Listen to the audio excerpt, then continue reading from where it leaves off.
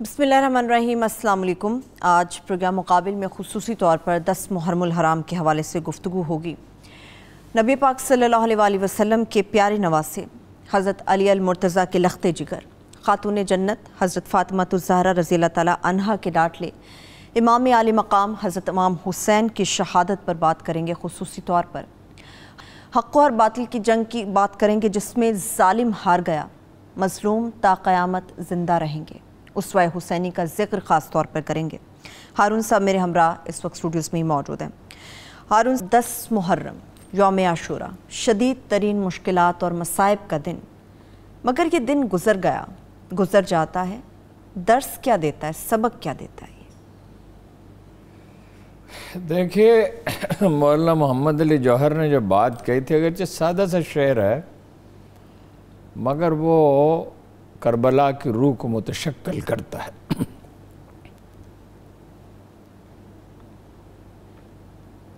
اسلام زندہ ہوتا ہے ہر کربلا کے بعد،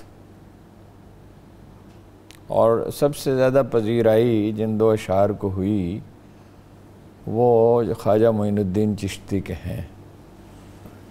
شاہ است حسین بادشاہ است حسین، یعنی بادشاہ ہے ہی ایک تاریخ میں، شاہ است حسین بادشاہ است حسین، دین است حسین دین پناہ است، دین بھی وہی ہے، دین کی پناہ بھی وہی ہے۔ سرداد نداد است در دست یزید، حقہ کے بنائے لا الہ است حسین۔ یعنی جو دیوار منہدم ہو رہی تھی اسے حسین کے خون نے اور ان لوگوں کے لہو نے سہارا دیا جو زمین کا نمک تھے بائبل کی زبان میں، جو رحمت للعالمین کے اولاد تھے اور ان کے راستے پر تھے۔ اقبال بھی یہ کہتے ہیں کہ اس سے جو سبق سیکھا جا سکتا ہے وہ روح حریت ہے۔ وہ یہ کہتے ہیں اگر نمازیں پڑھیں اور رسومات ادا کیں ساری عمر اور کسی یزید کے سامنے لا نہ کہا، انکار نہ کیا تو کچھ بھی نہیں کیا۔ ملا کو جو ہے ہند میں سجدے کی اجازت، ناداں یہ سمجھتا ہے کہ اسلام ہے آزاد۔ دیکھیے، واقعہ تو یہ ہونا تھا۔ جن لوگوں نے اس زمانے میں غور کیا ہوگا، لازماً کیا ہوگا، انہیں معلوم تھا کہ یہ واقعہ تو ہونا ہے، اور اس کی وجوہات پہ بھی بات کرتے ہیں۔ لیکن قرآن مجید جہاں سیدنا اسماعیل کا ذکر کرتا ہے، ان کی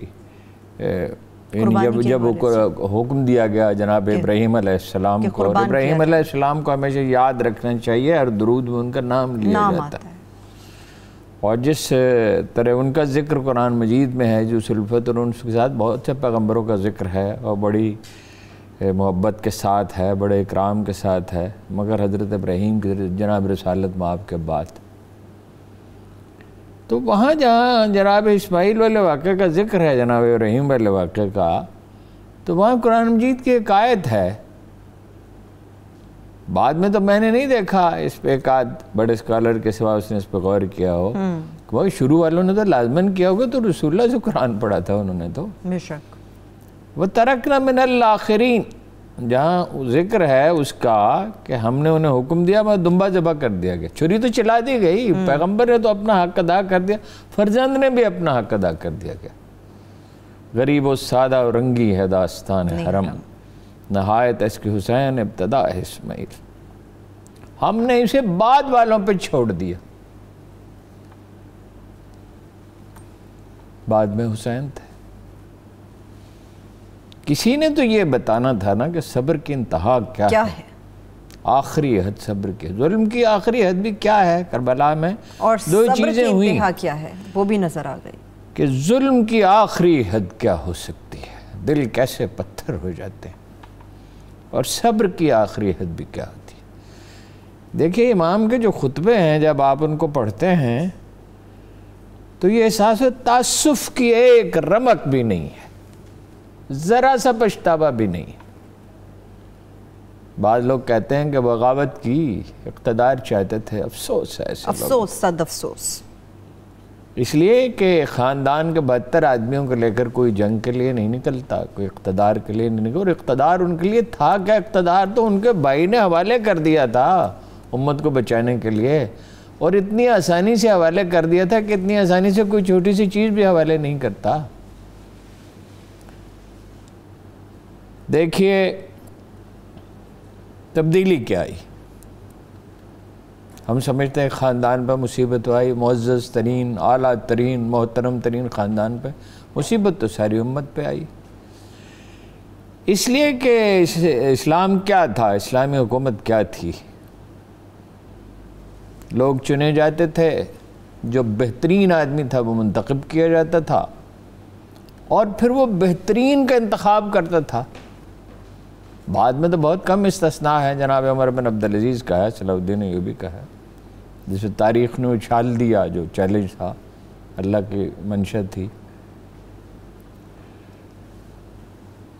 اور پھر وہ کوئی پالیسی میکنگ کا اختیار اسے نہیں تھا، جو اللہ کا بنایا ہوا قانون تھا اسی پہ اس کو چلنا تھا اور مشورے پہ عمل کرنا تھا۔ وَأَمْرُهُمْ شُورَىٰ بَيْنَهُمْ۔ ہوا کیا؟ جناب سیدنا عثمان غنی کی شہادت کے بعد ہوا کیا کہ ملوکیت کا دور شروع ہو گیا۔ ویسے جناب امام حضرت کہتے ہیں 4 خلفائے راشدین، جناب علی بن عثمان حجویری یہ فرماتے ہیں امیر المومنین امام حسن، ان کی خلافت بھی جو ہے وہ اتنی ہی مستند اور معتبر ہے، اس لیے کہ وہ امیدوار نہیں تھے۔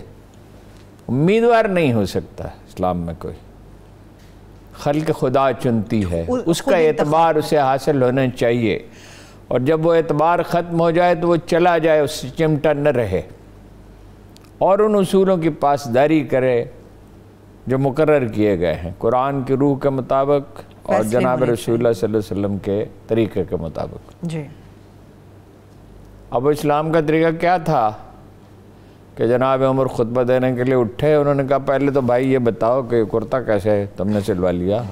ایک سوال کیا گیا ان سے، تو بڑھیا نے کھڑے ہو کے کہا کہ مہر، انہوں نے کہا مقرر کروں گا، تو انہوں نے کہا آپ کیسے کر سکتے ہیں، اللہ کے رسول نے تو نہیں مقرر کیا تھا۔ تو فوراً ہی انہوں نے ودرا کر لیا اور کہا کہ بڑھیا نے عمر کو گمراہ ہونے سے بچا لیا، پھسلنے سے بچا لیا۔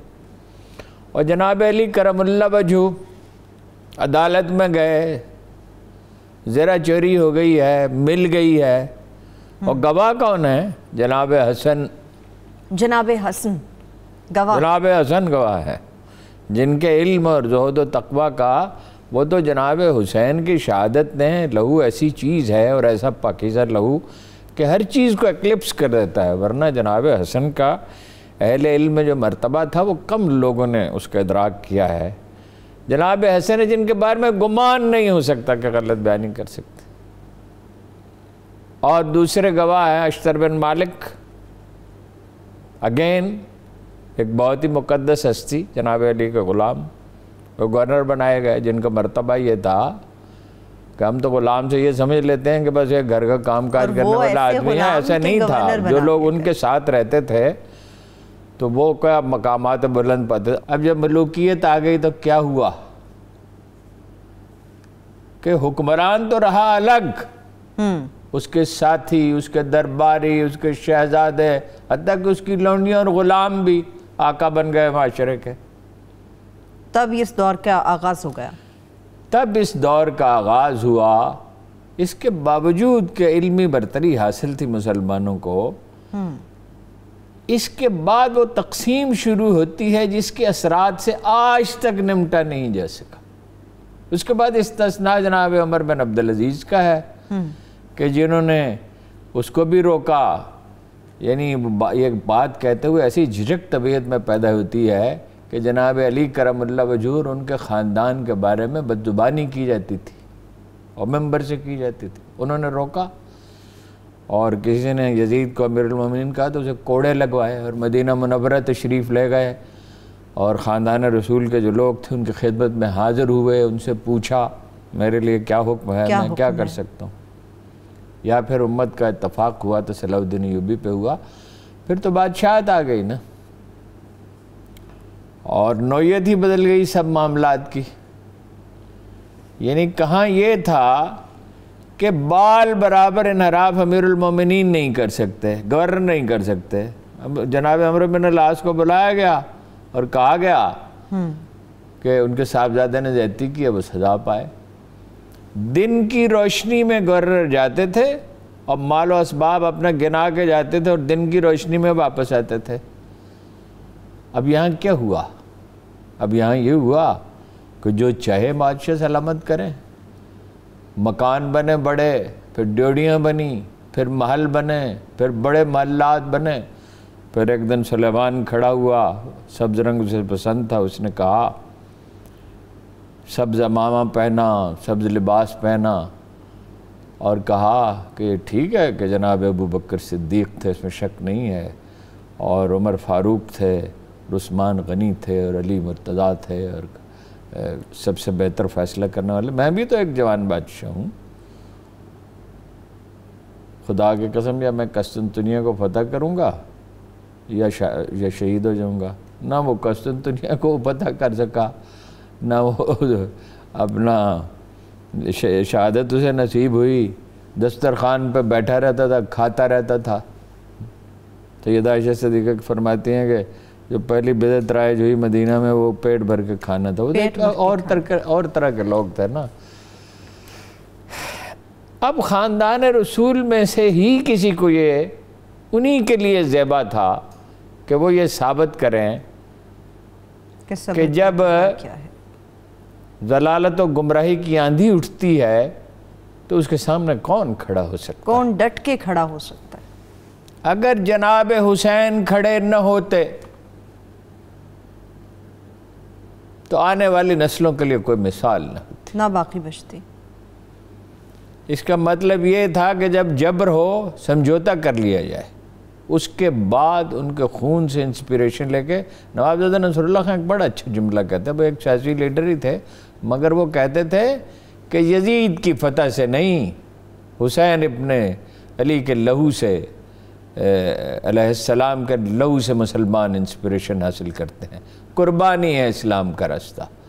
عبدالآباد تک کے لیے انہوں نے طے کر دیا کہ جب بھی کوئی ایسا وقت آئے گا تو سیدھا راستہ کیا ہوگا, اس پہ کچھ لوگ چلے یا نہیں چلے. کچھ لوگ تو چلے اس پہ.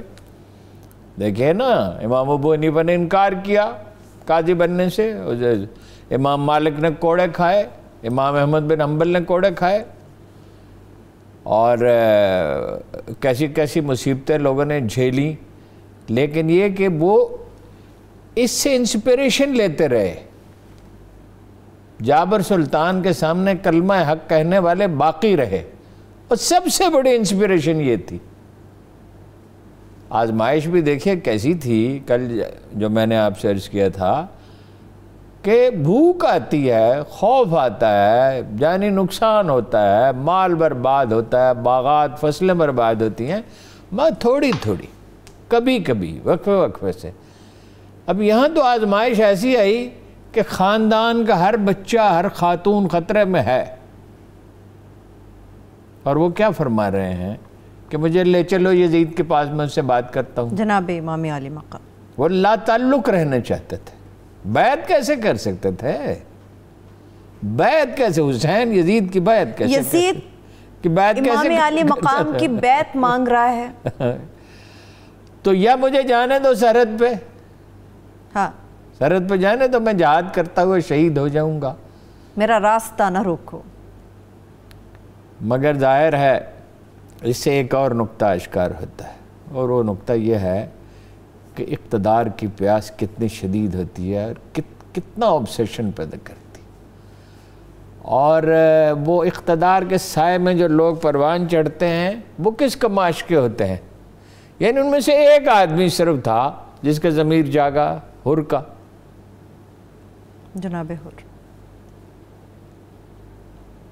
انہیں احساس ہوا, حالانکہ وہ خود روکنے کے لیے سب سے پہلے تو وہی آئے تھے راستے میں, مگر انہیں احساس ہوا, پلٹ گیا وہ, کہ بھئی یہ کیا ہو رہا ہے, اور یہ جس کا ضمیر زندہ ہو, جس کا چند لوگ, ہاں ہزاروں کی فوج, فوج کیا جی، دیکھیے نا، وہ تو کوئی لشکر تھوڑی تھا، تو خاندان کے لوگ تھے، چند آدمی اس کے سوا تھے، پینے کے لیے پانی نہیں ہے، کھانے کے لیے کچھ نہیں ہے۔ اس حالت میں بھی کبھی کوئی تاریخ میں کسی نے کوئی جنگ لڑی ہے؟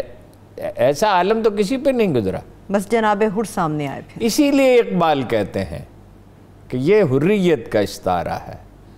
یہ غم تو فطری ہے، ظاہر ہے کہ اگر کسی کو غم نہیں ہوگا، رسول اللہ کی اولاد کے ساتھ یہ سلوک ہوا اور اس کا اگر غم نہ ہو کسی میں، تو اس کے بارے میں کیا کہا جا سکتا ہے کہ اس کے دل میں کتنا ایمان ہے؟ رسول اللہ سے پوچھا گیا تھا کہ یا رسول اللہ آپ کا احسان تو ہم نہیں اتار سکتے، کوئی صورت ہی نہیں ہے، جو کچھ ملا انہی کے تبسط سے ملا۔ فرمایا ہوا موتی وانا القاسم، اللہ عطا کرنے والا، تقسیم کرنے والا میں ہوں۔ اور قرآن مجید میں بار بار ہے، اور ہمیں انہی کی تبسط تواسط سے پتہ چلا نا یہ قرآن مجید ہے۔ بالکل بالکل۔ اور یہ انہوں نے کہا یہ میری بات ہے، اور یہ حدیث ہے، اور یہ میرا قول ہے، اور یہ قرآن مجید ہے۔ تو ہم آپ کا احسان تو نہیں اتار سکتے، کبھی نہیں، تو کیا کر رہے ہیں؟ تو آپ نے تو ظاہر ہے کوئی صلہ تو نہیں چاہتے۔ پیغمبروں کے بارے میں یہ کہا گیا قرآن مجید میں جگہ جگہ، وہ انسانوں سے کوئی صلہ نہیں چاہتے، اولیاء نہیں چاہتے، پیغمبر کا تو مرتبہ ہی یعنی کوئی اندازہ ہی نہیں ہو سکتا۔ اور پھر جناب رسالت بہت بلند ہے۔ تو کہا میرے اہل کے ساتھ اچھا سلوک کرنا۔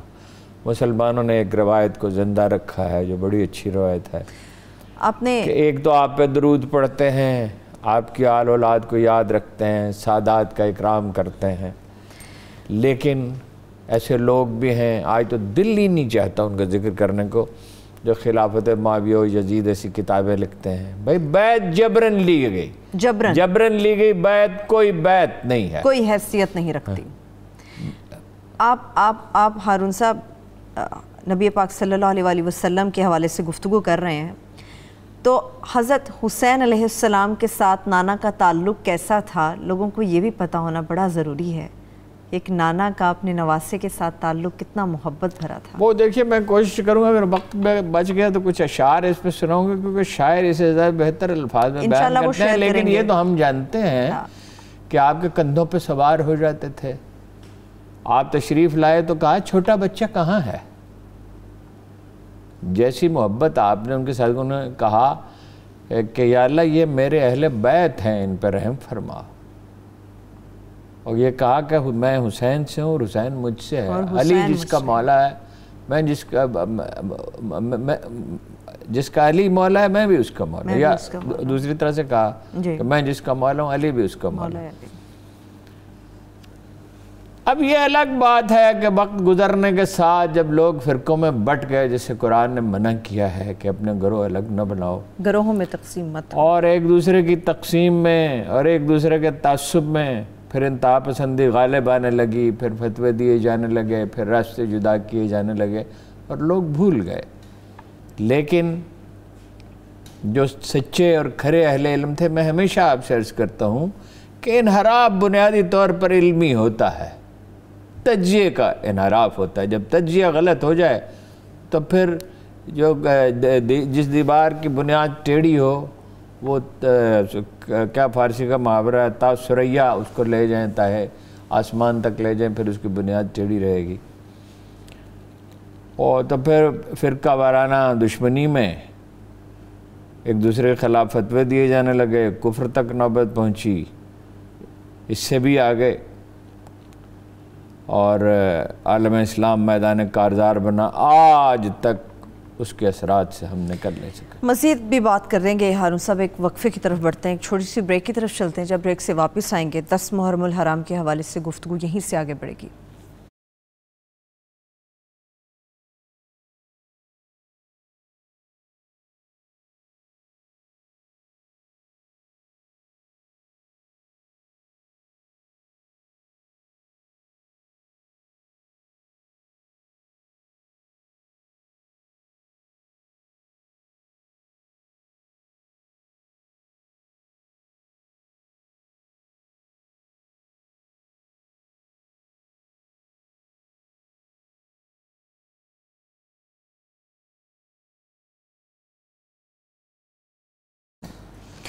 بریک کے بعد ایک بار پھر سے پروگرام میں ہم آپ کو خوش آمدید کہیں گے۔ آپ نے اثرات کی بات کی تھی ہارون صاحب، دیکھیے یہ تو فوراً ہی واضح ہو گیا تھا کہ کتنی بڑی غلطی ہو چکی ہے. یعنی یزید کا جو بیٹا ہے معاویہ بن یزید، خود اسے اس کا ادراک تھا. چند مہینے، غالباً 6 مہینے وہ زندہ رہا. اس نے حکومت کی، اس کے بعد اس نے حکومت چھوڑ دی اور اس صدمے میں مر گیا. اسی صدمے میں مر گیا؟ اسی صدمے میں مر گیا. یعنی یہ تو اندازہ دیکھیں نا، جب حادثہ ہوتا ہے رونما، بعض اوقات اس وقت اندازہ نہیں ہوتا کہ اس کے اثرات کیا ہیں. جو لوگ امام حسین کے حامی تھے، ظاہر ساری امت ہی تھی، وہ تو دفتن حادثہ ہو گیا، صدمہ تو سبھی کو تھا. نہ انہیں کوئی اندازہ اس وقت ہوگا کہ تاریخ میں یہ کس طرح زندہ رہے گا اور کیا کیا اثرات مرتب کرے گا، اور مسلم پالیٹی پہ، سیاست پہ اس کے اثرات کیا ہوں گے، اور کیا کیا نتائج کہاں کہاں اس کے عالم اسلام میں نکلیں گے. اور نہ دوسرے لوگوں کو کوئی اندازہ تھا. ان کا تو یہ خیال تھا کہ بس فتح ہو گئی اور جناب حکومت مل گئی اور بنو امیہ نے ٹھاٹھ سے حکومت کی. یہ انجام تو ان کا بہت برا ہوا. پھر بنو عباس کا بھی ہوا، اس لیے کہ وہ بھی تو بادشاہت ہی تھی.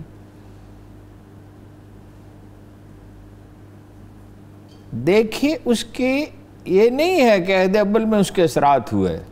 فاطمی سلطنت قائم ہوئی، مسلمانوں میں مخاصمت ہوئی، اور یہ فتنہ جو ہے نا وہ لا تعداد شکلوں میں ظاہر ہوا. علمی سطح پہ ظاہر ہوا. ایک ضد اور انانیت آ گئی. قرآن و سنت بنیادی ماخذ نہ رہے. ٹھیک ہے، مطلب آج بھی لوگ کہتے ہیں نا، کئی دفعہ تعجب ہوتا ہے کہ 4 امام ہیں. میں پوچھتا ہوں تو امام جعفر صادق کیا ہیں؟ کیا وہ ہمارے امام نہیں ہیں؟ امام ابو حنیفہ، یہ سنی مورخ کہتے ہیں کہ امام ابو حنیفہ جو ہیں ان کے استاد تھے. وہ استاد اس طرح باقاعدہ تو نہیں، مگر استاد سے بھی بلند درجہ انہیں دیتے تھے. فرماتے تھے کہ کہا جاتا ہے کہ جب ان کی خدمت میں حاضر ہوتے تھے تو صرف مؤدب نہیں رہتے تھے، مروب نظر آتے تھے. خود فرماتے تھے نہ میں نے علم میں کوئی ایسا دیکھا، نہ زہد میں کوئی ایسا دیکھا. تو امام زین العابدین کیا ہے جو فرماتے تھے کہ ہم اس طرح سیرت پڑھا کرتے جیسے قرآن پڑھا جاتا ہے. پھر یہ پچھلی 3 4 5 صدیوں میں دیکھیں اس کے اثرات کتنے ہولناک ہیں. اور جب تک اس کا علمی طور پر اس کو نہیں سمجھا جائے گا، اس کا ٹھنڈے دل سے تجزیہ نہیں کیا جائے گا، یہ مسئلہ حل نہیں ہوگا. کوشش کی ہے لوگوں نے، کوشش کی ہے. یہ ایسا نہیں ہے کہ کوشش نہیں کی ہے. بعض یعنی ہر مکتبہ فکر میں کبھی نہ کبھی کوئی ایسا آدمی پیدا ہوا ہے جس نے اعتدال کی راہ اختیار کرنے کی طرف لوگوں کو توجہ دی. وہ قائد اعظم فرماتے تھے، ان سے BBC نے پوچھا کہ آپ کا مسلک کیا ہے، آپ کا مکتبہ فکر کون سا ہے؟ انہوں نے کہا جو رسول اللہ صلی اللہ علیہ وسلم جو نبی پاک صلی اللہ علیہ وسلم. اچھا، اب جناب علامہ اقبال جو ہیں وہ دیکھیے ان کا پورا کلام پڑھ جائیے، کہیں شائبہ نہیں ہوتا کہ کسی مکتبہ فکر سے ان کا تعلق ہے. یعنی سب سے زیادہ مدح تو انہوں نے ہی کی.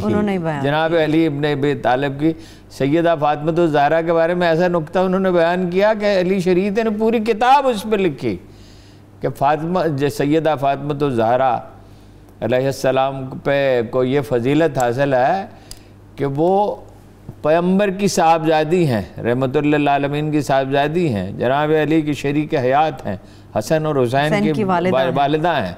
ٹھیک ہے، یہ اعزاز تاریخ انسانی میں ایک پوری کتاب اس پہلی شریعت. اور کیا کتاب ہے، وہ پڑھنے سے تعلق رکھتی. اچھا، امام خمینی نے ایک کوشش کی، اس کے باوجود کہ جذبات کا بڑا غلبہ تھا. انہوں نے کہا سنی طریقے سے حج کر لو، اس میں کوئی حرج نہیں ہے. اب یہ دیکھیے یہ بہت بڑا فیصلہ تھا. اور خمینی جب آئے ہیں، اب تو ایران کی صورتحال وہ نہیں ہے، بالکل مختلف ہے. خمینی جب آئے ہیں تو دنیا بھر کی اسلامی تحریکوں نے جہاں کہیں مثبت فکر کے علامات ہیں انہوں نے ان کی تائید کی. 56 وفود گئے تھے ان کی خدمت میں عالم اسلام سے، اور ایک پاکستانی اس کی قیادت کر رہا تھا. اور انہیں یہ پیشکش کی گئی کہ کوئی انجینئر، ڈاکٹر، کسی طرح کے کوئی ماہرین کی ضرورت ہو تو ہم بھیجیں گے آپ کے پاس.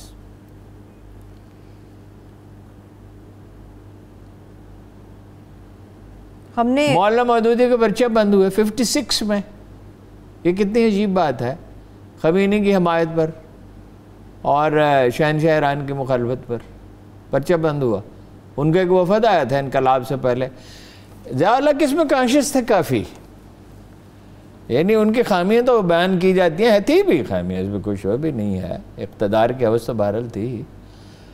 تو جب ان سے کہا گیا, سعودی عرب میں تو حفاظتی دستہ پاکستانی ہوتا تھا, ظاہر ہے اس سے بہتر کوئی ہو ہی نہیں سکتا کہ فلاں مکتب فکر کے لوگ نہ ہوں, تو انہوں نے کہا یہ نہیں ہو سکتا. وہ خدا کا شکر ہے کہ پاکستانی مسلمانوں میں ہماری نہ سول سروس میں یہ چیز ہے نہ فوج میں ہے, اکا دکا لوگ ہیں. مکاتب فکر سے تھوڑا آگے بڑھتے ہیں ہارون صاحب. لیکن دیکھیے نا پچھلی 3-4 صدیوں میں ہوا کیا ہے, اس مسئلے کی وجہ سے کتنی خرابی پیدا ہوئی ہے. جب ایران بتدریج جو ہے وہ ایک مکتب فکر کی اکثریت ہو گئی, تو اس میں کچھ چند لوگ ایسے پیدا ہوئے جنہوں نے انہیں خاندان رسول سے دیکھے, ان کی الفت تو سمجھ میں آتی ہے.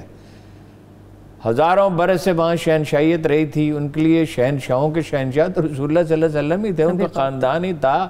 جناب حسن کی شادی بھی ہوئی ایک ایرانی خاتون کے ساتھ, اور زہر دے کر انہیں شہید کیا گیا. تو انہوں نے قصد کیا حجاز کا, ترکوں کے ساتھ جنگ ہوئی, ان کی بڑی ہولناک جنگ ہوئی. عربوں میں کچھ عرصہ تو پہلے 200 سال تو یہ صورتحال پیدا نہیں ہوئی, لوگ بھی مختلف تھے, عام مسلمان کا رویہ بھی مختلف تھا. کوئی ہارون رشید کے زمانے میں یہ تحریک شروع ہوئی اور عرب بالادستی کے خلاف, اور اپنی زبان پہ اور تہذیب پہ انہیں اصرار ہونے لگا, عربوں کو بھی ہونے لگا. وہ ہارون رشید بغداد میں جب تخت پہ بیٹھتا تھا تو وہ عربوں کے خاص طرح کا جوتا ہوتا تھا, آپ نے دیکھا ہوگا رسول اللہ صلی اللہ علیہ وسلم. جی بالکل, وہ نالین مبارک, تو وہ اپنا وہ پہن کے تو وہ پاؤں آگے بڑھا کے بیٹھتا تھا کہ لوگ دیکھ لیں. اچھا, پھر یہ ہے کہ ایران میں جب یہ سب کچھ ہوا تو بر صغیر میں بھی ہوا. اب بر صغیر میں کیا ہوا کہ نام تو میں نہیں لوں گا, معتبر لوگ ہیں, انسانوں سے غلطیاں سرزد ہوتی ہیں, مگر یہ اس کا نتیجہ بڑا بعض اوقات تباہ کن ہوتا ہے کہ قتل کے فتوے دیے گئے, اس کے اثرات آج تک موجود ہیں. یعنی یہاں پھر پچھلے 30-40 برس میں تو کیا کیا تماشے ہوئے. پھر یہ ایک رزم گاہ بن گیا, پھر یہ رزم گاہ بن گیا. یہاں ایک ملک نے کچھ لوگوں کی مدد کی, دوسرے نے کی. کچھ عرصہ تک تو یہاں کسی کو ہمت نہیں پڑی, میں اس کا نام لیتا ہوں, لوگ اس سے چڑھتے ہیں. ضیاء الحق کے زمانے میں یہ نہیں ہوا تھا کہ بھئی وہ باہر سے مدد آئے اور آ جائے, اگر کوئی پتہ چلے تو اس کو پکڑ لیا جاتا تھا. لیکن بعد میں تو مطلب یہ کہ فری فار آل ہو گیا, اور اس کے بعد معاشرہ مستحکم نہیں ہو سکا. ہارون صاحب, کیا ہم نے پیغام شہادت حسین کو بھلا دیا ہے اس پورے سینیریو میں جو میں پوچھنا چاہ رہی ہوں اس گفتگو کے بعد؟ نہیں, ہم نے دیکھیے نا, ہم نے اسے اصل سبق تو نہیں سیکھا نا.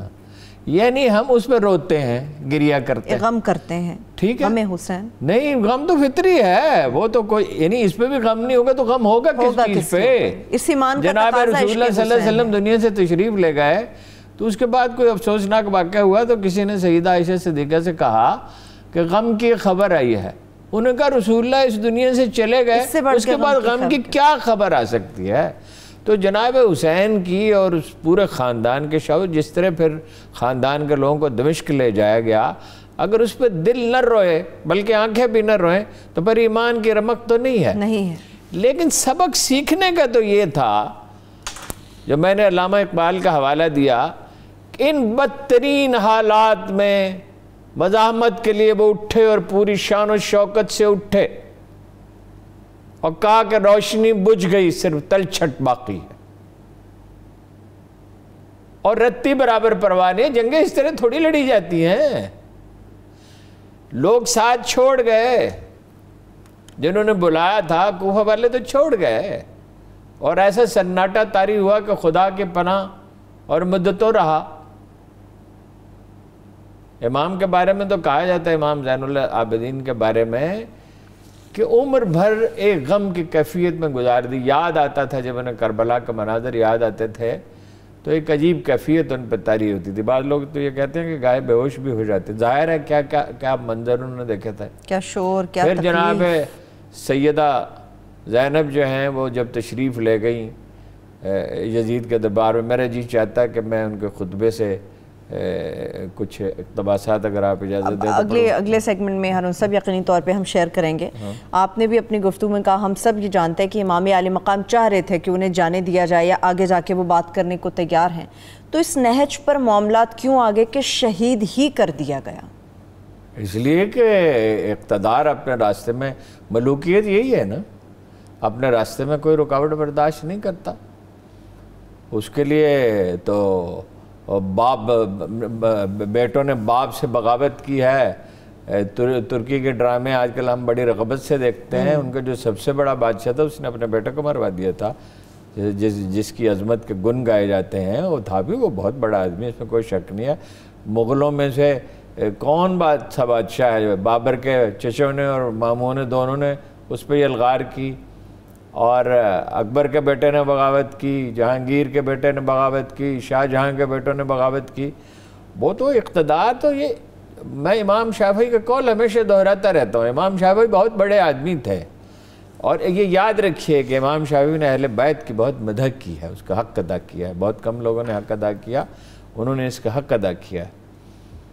تو وہ ان کا قول ہمیشہ میں دہراتا ہوں آپ کے سامنے کہ میں یہ تو مان سکتا ہوں کہ کوئی آدمی اس نے کوئی بادنوشی کی اور وہ نشے میں رما, یہ نہیں مان سکتا کہ کوئی اقتدار میں اور نشے میں. یہ جنگ, یہ پاکستان میں کیا جنگ لڑی جا رہی ہے؟ میں نے صبح اخبار اٹھایا اور دیکھے بیانات سیاسی لیڈروں کے کہ جناب امام حسین کی پیروی کرنی چاہیے اور یزید کے راستے پر نہیں چلنا چاہیے. یہ کرتے ہیں؟ او بھائی, وہاں تو مسئلہ یہی تھا نا کہ وراثت میں حکومت ملنے لگی, اور تم سب لوگ کیا کر رہے ہو؟ تم لوگ وراثتی سیاست سب کے سب وراثتی سیاست کر رہے ہو. ایک ہے یا دوسرا یا تیسرا نام لینے کی ضرورت نہیں. چھوٹی سے چھوٹی ایک آدھ استثناء ہے, باقی تو سب کا معاملہ یہی ہے کہ بھائی باپ, اس کے بعد بیوی, بیوی نہیں تو بیٹی, بیٹی نہیں تو داماد, داماد نہیں تو پھر اس کا بیٹا, خاندان کے ارد گرد وہ چلتا رہے گا. تیسری چوتھی نسل تک وہ چلا جاتا ہے. تو تم کس کے راستے پہ ہو؟ اسی کے خلاف تو وہ اٹھے تھے.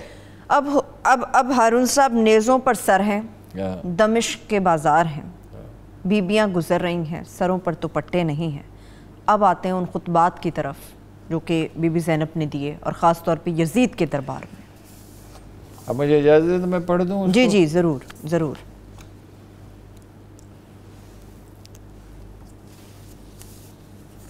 یہ یاد دہانیاں کرانا بڑا ضروری ہے.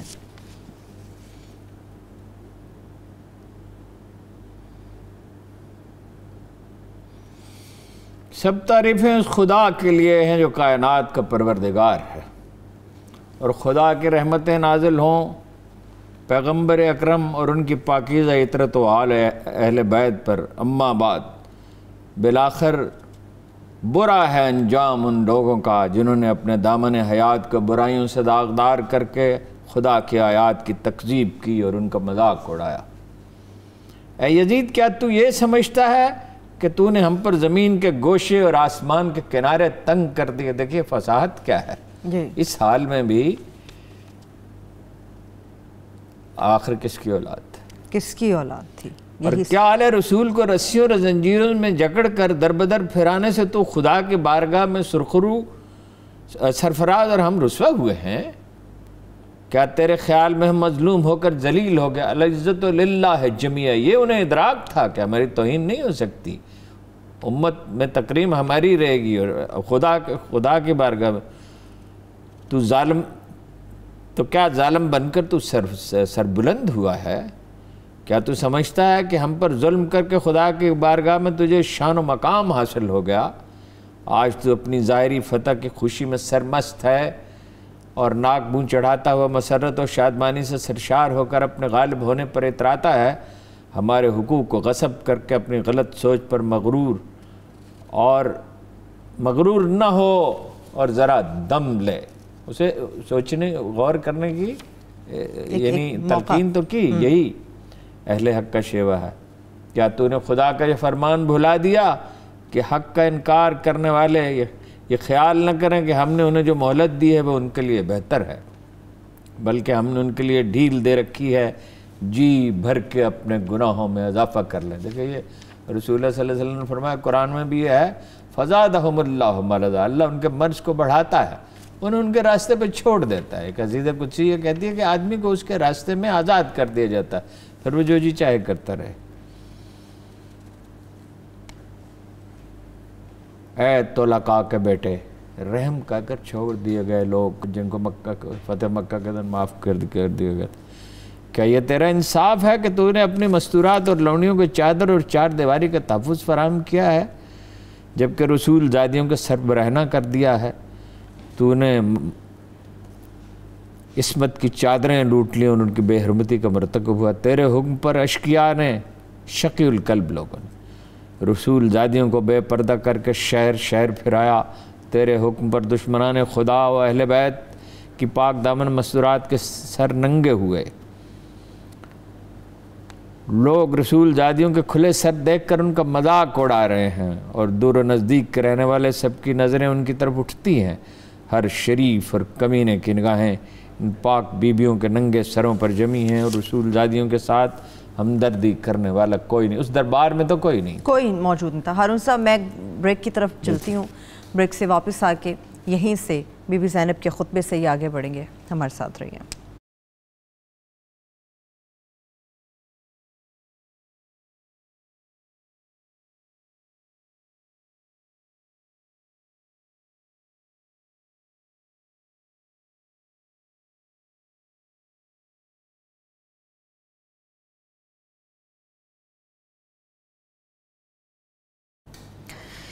حضرت بی بی زینب کے خطبے کے حوالے سے گفتگو چل رہی تھی, یہاں سے یہ سلسلہ ٹوٹا, وہیں سے آگے بڑھتے ہیں. جی ہارون صاحب. آج آل محمد کا معین مددگار کوئی نہیں. اس شخص سے بھلائی کی توقع ہی کیا ہو سکتی ہے جو اسی خاندان کا چشم چراغ ہو, جس کے بزرگ نے پاکیزہ لوگوں کے جگر چبا کر تھوک دیا تھا.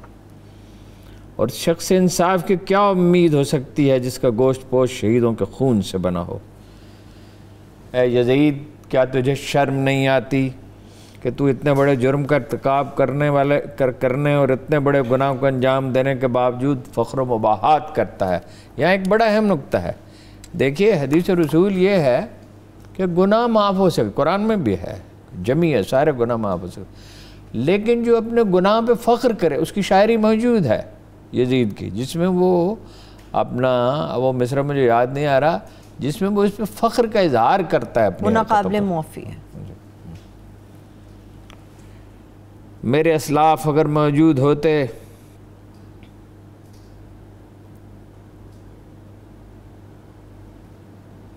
کیا تجھے حیا نہیں آتی کہ نوجوانوں نے جنت کے سردار حسین بن علی بن ابی طالب کے دندان مبارک پر چھڑی مار کر ان کی بے ادبی کرتا ہے؟ اے یزید, تو کیوں نہ خوش ہو اور فخر و مباحات کے قصیدے پڑھے, کیونکہ تو نے اپنے ظلم و استبداد کے ذریعے ہمارے دلوں کو گہرے زخم دیے ہیں, اور شجر طیبہ کی جڑیں کاٹنے کے گنوں نے جرم کا ارتکاب کیا. کلمہ طیبہ قرآن مجید کہتا ہے کہ ایک اس درخت کی طرح ہے سچا کلمہ جس کی جڑیں گہری اور ٹہنیاں آسمان کی طرف. اس میں بہت ہی, اس خطبے میں بہت سے اشارے ہیں قرآن مجید کی طرف, اور جناب رسالت صلی اللہ علیہ وسلم صرف غور کی ضرورت ہے.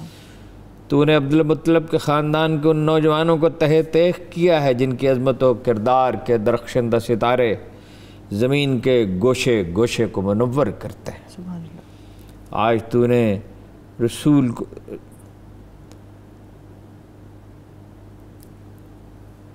ایک بڑا تفصیلی, اس کے بعد آپ نے آسمان کی طرف نگاہ کی, بارگاہ الہی میں عرض کیا, اے ہمارے کردگار حق, تو ہمارا حق ان ظالموں سے ہمیں دلا, اور تو ہمارے حق کا بدلہ ان سے لے لے. اے پروردگار, تو ہی ان ستمگروں سے ہمارا انتقام لے, اور اے خدا, تو ہی ان پر اپنا غضب نازل فرما, جس سے ہمارے عزیزوں کو خون میں نہلایا اور ہمارے مددگاروں کو تہہ تیغ کیا ہے.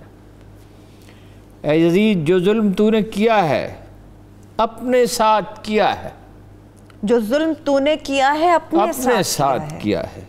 تو نے کسی کی نہیں بلکہ اپنی ہی کھال چاک کر دی ہے. تو نے کسی کا نہیں اپنا ہی گوشت کاٹا ہے.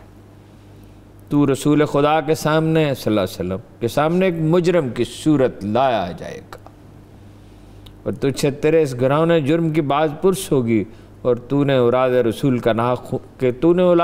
کا خون ناحق کیوں بہایا اور رسول زادیوں کو دربدر کیوں پھرایا؟ اے یزید یاد رکھ، خدا آل رسول کا تجھ سے انتقام لے کر ان مظلوم کا حق انہیں دلائے گا اور انہیں امن و سکون کی نعمت سے مالا مال کرے گا۔ دیکھیے آج تک سادات کی تکریم جو ہے وقت گزرنے کے ساتھ اس میں اضافہ ہوا ہے، اس میں کمی نہیں ہوئی ہے۔ خدا کا فرمان یہ ہے کہ تم گمان نہ کرو کہ جو لوگ راہ خدا میں مارے گئے وہ مر مٹ چکے۔ وَمَن يُقْتَلُ فِي سَبِيلِ اللَّهِ، اس قرآن مجید کی آیت کی طرف اشارہ ہے، بلکہ ہمیشہ کی زندگی پا گئے اور بارگاہ الہی میں رزق پا رہے ہیں۔ اے یزید یاد رکھ، تو نے جو ظلم آل محمد پر ڈھائے ہیں اس پر رسول خدا عدالت الہی میں تیرے خلاف شکایت کریں گے، رسول خدا، اور جبریل امین آل رسول کے حق میں گواہی دیں گے۔ پھر خدا اپنے عدل و انصاف کے ذریعے تجھے سخت عذاب میں مبتلا کرے گا، اور یہی بات تیرے برے انجام کے لیے کافی ہے۔ ان قریب وہ لوگ بھی اپنے انجام کو پہنچ جائیں گے جنہوں نے تیرے لیے ظلم و استبداد کی بنیادیں استوار کی اور تیری آمرانہ سلطنت کی بساط بچھا کر تجھے اہل اسلام پر مسلط کر دیا۔ انہیں جلد معلوم ہو جائے گا کہ ستم گروں کا انجام برا ہوتا ہے۔ اے یزید، یہ گردش ایام اور حوادث روزگار کا اثر ہے کہ مجھے تجھ جیسے بدنہاد سے ہم کلام ہونا پڑا۔ ذرا غور کیجئے کون کس سے بات کر رہا ہے؟ میں تجھ جیسے ظالم و ستمگار سے گفتگو کر رہی ہوں۔ یاد رکھ، میری نظر میں تو ایک نہایت پست اور گھٹیا شخص ہے جس سے کلام کرنا بھی شریفوں کی توہین ہے، اہل عزت کی تو توہین ہی ہے۔ میری اس جرت سخن پر تو مجھے اپنے ستم کا نشانہ ہی کیوں نہ بنا دے، لیکن میں اسے ایک عظیم امتحان اور آزمائش سمجھتے ہوئے صبر و استقلال اختیار ہوں۔ یہ ہے میسج، یہ جناب حسین کا میسج بھی یہی ہے، جناب علی کرم اللہ کے وجہ کو بھی یہی تھا، سیدہ فاطمہ کو یہی تھا، اور ان کا بھی یہی ہے۔ تیری بد کلامی اور بد سلوکی میرے عزم و استقلال پر اثر انداز نہیں ہو سکتی۔ کوئی فرسٹریشن نہیں آپ کو نظر آتی، غم تو ہے، صدمہ تو ہے، فرسٹریشن نہیں ہے۔ یعنی یہ انہیں معلوم ہے کہ روشنی کہاں ہے، راستہ کیا ہے، اور یہ نسل در نسل ہم نے دیکھا۔ پھر اے یزید، آج ہماری آنکھیں اشکبار ہیں اور سینوں میں آتش غم کے شعلے بھڑک رہے ہیں۔ افسوس تو اس بات پر ہے کہ شیطان کے ہم نواؤں اور بدنام لوگوں نے رحمان کے سپاہیوں اور پاک باز لوگوں کو تہہ تیغ کر ڈالا ہے، اور ابھی تک اس شیطانی ٹولے کے ہاتھوں سے ہمارے پاک خون کے قطرے چمک رہے ہیں۔ ان کے ناپاک دامن ہمارا گوشت چبانے میں مصروف ہیں صحرا کے بھیڑیے۔ ان پاک باز شہیدوں کے مظلوم لاشوں کے ارد گرد گھوم رہے ہیں، اور جنگل کے نجس درندے ان پاکیزہ جسموں کی بے حرمتی کرتے ہیں۔ اے یزید، اگر آج تو ہماری مظلومیت پہ خوش ہو رہا ہے اور اپنے دل کی تسکین کا باعث سمجھ رہا ہے، تو یاد رکھ، جب قیامت کے دن اپنی بد کرداری کی سزا پائے گا تو اس کا برداشت کرنا تیرے بس سے باہر ہوگا۔ خدا عادل ہے اور اپنے بندوں پر ظلم نہیں کرتا۔ ہم اپنی مظلومیت اپنے خدا کے سامنے پیش کرتے ہیں، اور ہر حال میں اس کی عنایات و عدل و انصاف پہ ہمارا بھروسہ ہے۔ اے یزید، تو جتنا چاہے مکر و فریب کر لے اور بھرپور کوشش کر کے دیکھ لے، مگر تمہیں معلوم ہونا چاہیے کہ ہماری یاد تو لوگوں کے دلوں سے مٹا نہیں سکتا۔ آج بھی دیکھ 1400 سال گزر گئے ہیں، آج بھی وہ یاد ویسے ہی ہے۔ نہ وحی الہی کے پاکیزہ آثار محو کر سکتا ہے۔ تو یہ خیال بھی اپنے دل سے نکال دے کہ ظاہر سازی کے ذریعے ہماری شان و منزلت کو پالے گا۔ تو نے جس گناہ نے جرم کا ارتکاب کیا ہے، اس کا بدنما داغ تیرے دامن سے دھل نہیں سکتا۔ تیرا نظریہ بہت کمزور ہے، تیری حیات اقتدار میں گنتی کے چند دن باقی رہ گئے۔ تیرے سب ساتھی تیرا ساتھ چھوڑ جائیں گے۔ تیرے پاس اس دن کے لیے حسرت و پریشانی کے سوا کچھ بھی نہیں ہوگا، جب منادی ندا کرے گا کہ ظالموں اور ستم گروں پہ خدا کی لعنت۔ کائنات کے افضل ترین ہستی کی نواسی حضرت زینب کے خطبات نے تاریخ کے دھارے کا رخ موڑ دیا۔ دیکھیے کہا یہ جاتا ہے، چند منٹ ہے میرے پاس ہارون صاحب، صرف 3 کہا یہ جاتا ہے کہ اہل علم کو وارث نصیب ہوں یا نہ ہوں، ویسے تو اہل علم کے بھی وارث ہوتے ہیں۔ غزالی کی وفات کے طویل عرصے کے بعد یوسف بن تاشفین اٹھا اور 200 سال کے لیے اسپین میں مسلمانوں کا اقتدار دراز ہو گیا، لیکن اہل علم کے وارث ہوں یا نہ ہوں، شہیدوں کے وارث ضرور ہوتے ہیں، اور ان شہیدوں کی وارث تو ساری امت ہے، سوائے ان لوگوں کے جو یولیدہ فکری کا شکار ہیں، جو اس کو سمجھ ہی نہیں سکے، جو اسے اقتدار کی جائے، اقتدار سے ان لوگوں کو کیا لینا۔ آپ نے چند اشعار بھی ہارون صاحب رکھے ہوئے تھے کہ وہ بھی آج کے اس 10 محرم الحرام کے حوالے سے تھے، بالکل آخری منٹ ہے، ان میں سے بس چیدہ اگر آپ شیئر کر سکیں ہمارے ساتھ۔ حسین ابن علی، دنیا کو حیران کر دیا تو نے، سراب تشنگی کو آب حیواں کر دیا تو نے، جو کم ہونے لگی آبادیاں شہر محبت کی، تو دل ہی کو نہیں جاں کو بھی ویراں کر دیا تو نے۔ یہ کچھ جوش ملی آبادی کے اشعار ہیں۔ کربلا اب بھی سرے وقت پہ لہراتی ہے، کربلا اب بھی وقت پہ لہراتی ہے، زلف کی طرح خیالات پہ بل کھاتی ہے، کربلا اب بھی ہے ایک ہوش ربا انگارہ، اپنے پانی میں لیے آگ کا جولاں آرا، برق و آتش کا ابلتا ہوا ایک فوارہ، ایک مڑتا ہوا خون شہیداں کا خون شہداء کا دھارا، رنگ اڑتا نظر آتا ہے جہاں داروں کا، می برستا ہے جہاں آج بھی، می برستا ہے جہاں آج بھی، تلوار آج بھی۔ بہت شکریہ ہارون صاحب۔ اس کے ساتھ ہی مقابل کا وقت اپنے اختتام کی طرف بڑھ گیا ہے، میں بھی اجازت چاہوں گی، مگر چند اشعار اس موقع پر، جس کی ماں فاطمہ، جس کا بابا علی، جس کا بھائی حسن، جس کا نانا نبی، اس حسین ابن حیدر پہ لاکھوں سلام۔ اجازت دیجیے، خدا حافظ۔